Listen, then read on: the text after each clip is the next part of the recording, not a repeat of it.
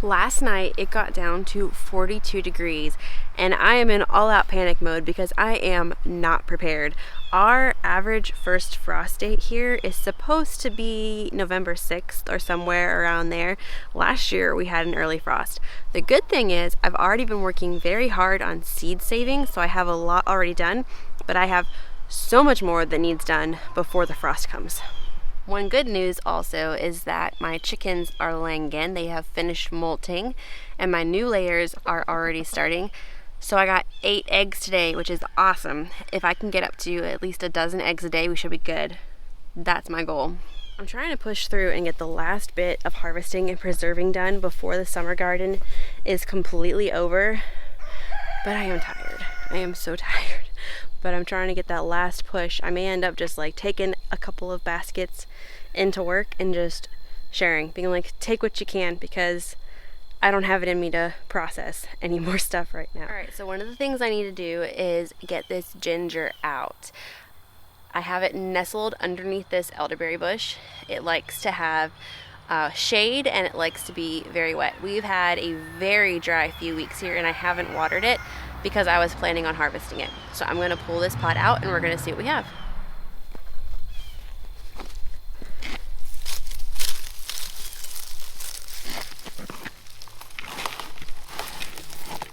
Oh my.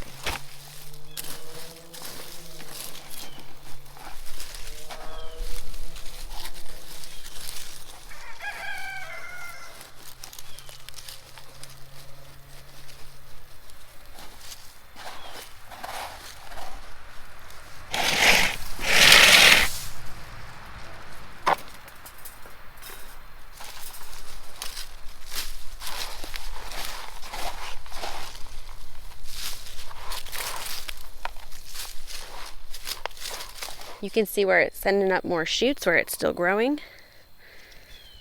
But with the cold coming, it's gonna be 42 degrees again tonight.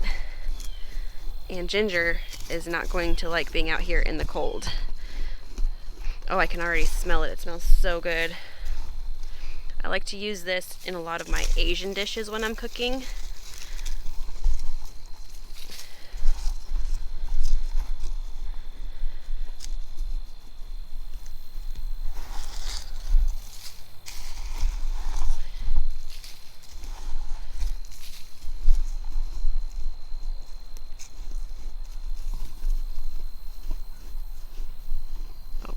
Look at it.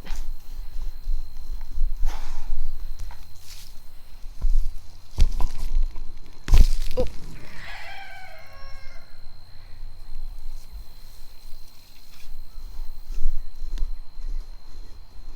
Oh, it smells so good.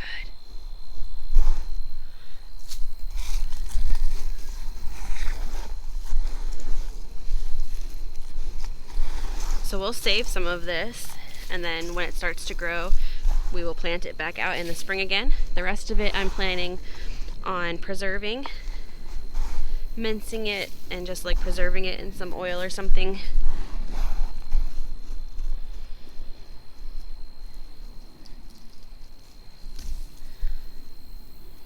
Nice chunk.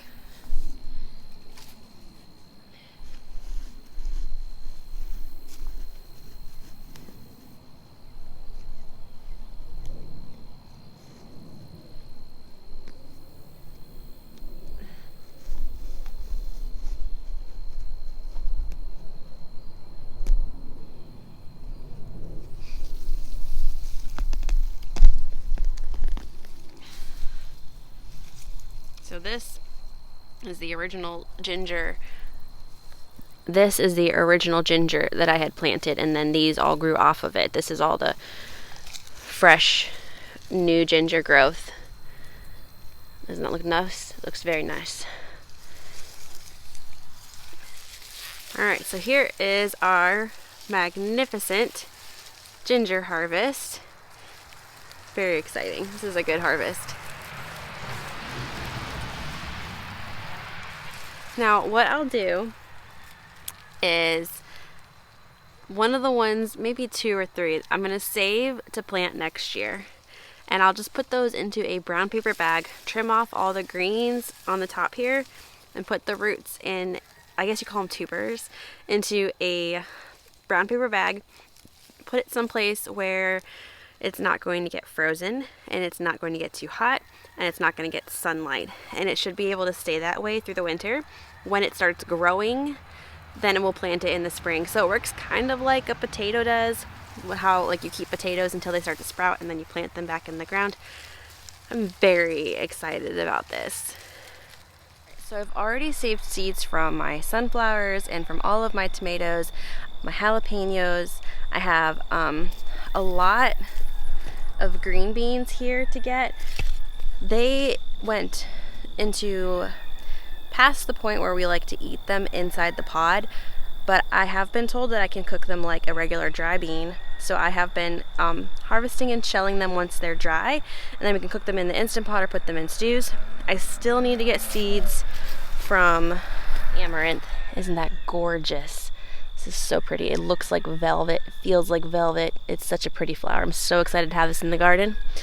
And then I also still need to save seeds from my habanada peppers. I already have holy basil inside. I already have corn. I think I've got pretty much all of my seeds, almost all of my seeds already saved that we're good to go.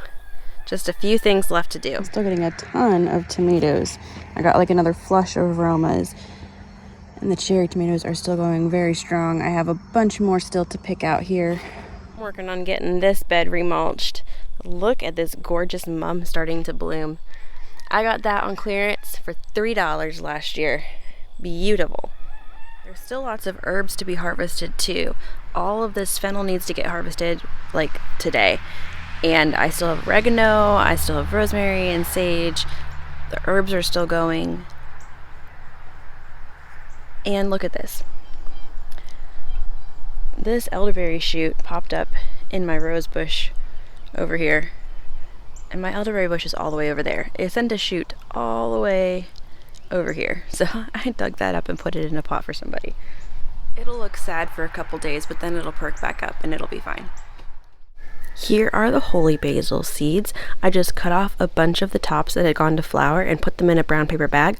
They'll finish drying and then I can shake out the seeds and we'll have them to start in the spring.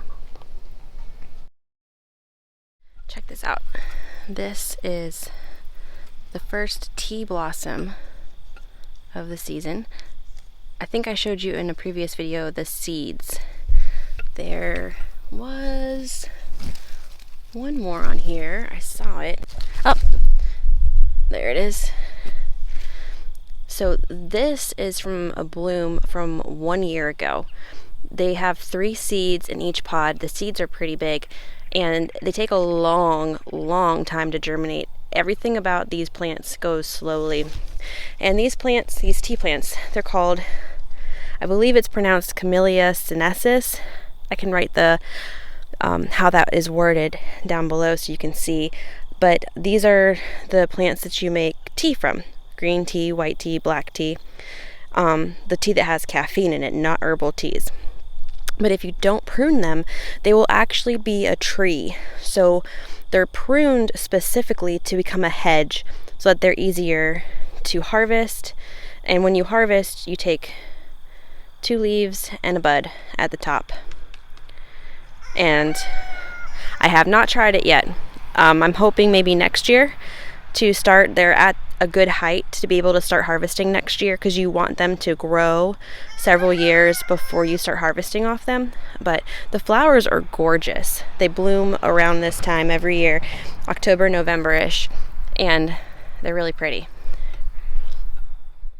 Here are those tea seed pods. You'll see there's 3 seeds in each pod, and they stay on the plant for a year before they're ready to harvest. Tea seeds are very slow, and they take a long time to germinate as well. The place that I got these from, the first plants, they do a double greenhouse method to get these to germinate. So I'm going to try to see if I can get these to grow because I would like to have a whole long hedge of tea. My counters are covered. I've got corn seeds, fennel seeds, Amish paste tomato seeds, jalapeno seeds, more corn seeds, saving them all. I've got to get this garlic in the ground too, so I'm breaking apart these cloves to get planted.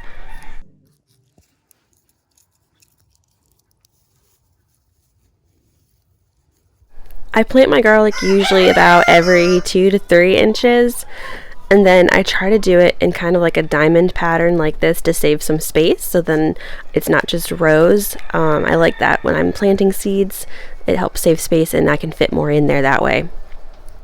This is one head of garlic broken up into cloves, and you don't take the paper off. You want to leave the paper on, and then each of these will turn into a whole head of garlic. And this year, I was making our own like garlic powder and stuff by dehydrating the garlic and then grinding it, and we use a lot of garlic. So hopefully all of this will grow, and then about end of June, early July of next year, we will have tons of garlic that we can preserve. I like to use garlic in the chicken's water as well. It helps keep them healthy. And we use it for all kinds of things.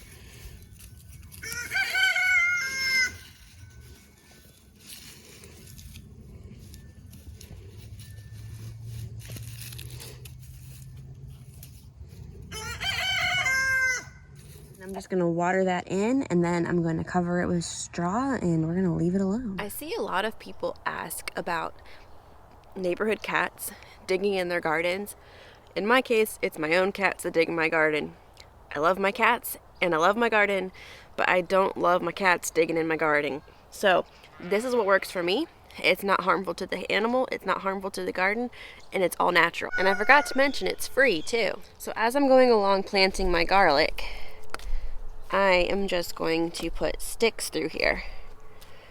Now these ones are a little bit older because they've been in the garden since the spring, but I have big woods behind my house, so these are, I can find these easily, and I have big trees in my yard. But you could even go, when you go to your local park, if there's branches on the ground, you can just take them and use them. And then the cats don't like to dig if there's branches in the way. They won't dig in this. And they break down into your garden. They don't have any kind of chemical or anything that you have to worry about. It's not going to be disturbing to other wildlife, and it's not going to disturb your garden either. These I have found to be very effective. One other thing I will use is like this hardware cloth. I will lay down hardware cloth over an area or some other kind of netting material like that the plant can still grow through, and then as soon as it starts to grow through, I'll remove it. Because once my plants are established, my cats won't bother them.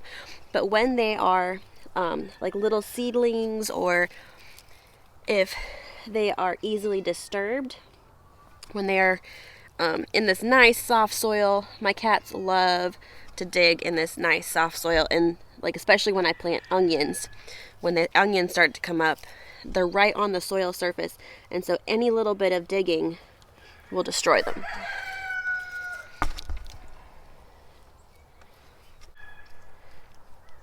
Alright, so now we've got all of our garlic planted. I'm going to go get some more sticks to cover this up to protect them.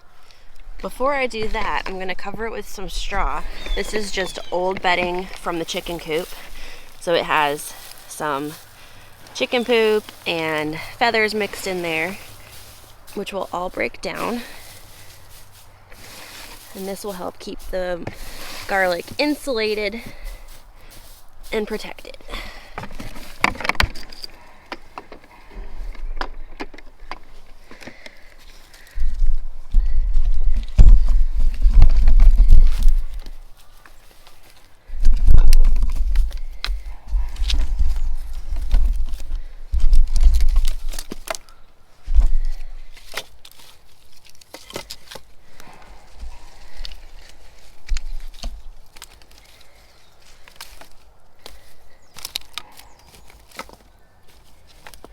And that should keep it safe from anything digging in it. The cats will be not interested in digging with the sticks here. I may throw a few more sticks on here just to be extra safe.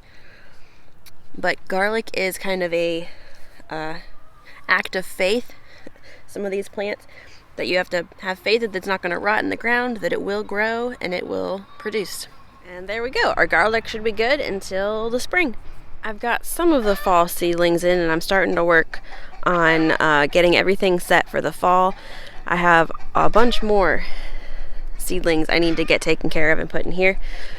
But one of the things I like about the season changing is that I can completely go through and redo and take care of all of this mess and get it looking really good again. I need to harvest broccoli seeds. I'm finally getting some that aren't being eaten by something. So I want to take these because you can see the seeds are pretty well formed in there. Now you should wait until they're dry, but something's been eating all of my seed pods and I haven't gotten any seeds from my broccoli. So I'm just gonna pull some of these while they're still green that have really good seeds inside and then let them dry inside before shelling them.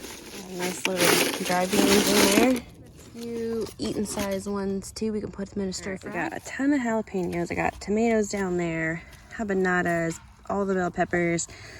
I think I got pretty much everything out of the garden that I can get for right now. And then like some of the peppers are already kind of mushy from how low the temps were last night, and it's gonna be like this one. It's not ripe, but it's mushy, like it got frozen. The temps are gonna be down to like 42 again tonight. So we'll take all this stuff in and get it processed, and this might be our last summer garden harvest of the year.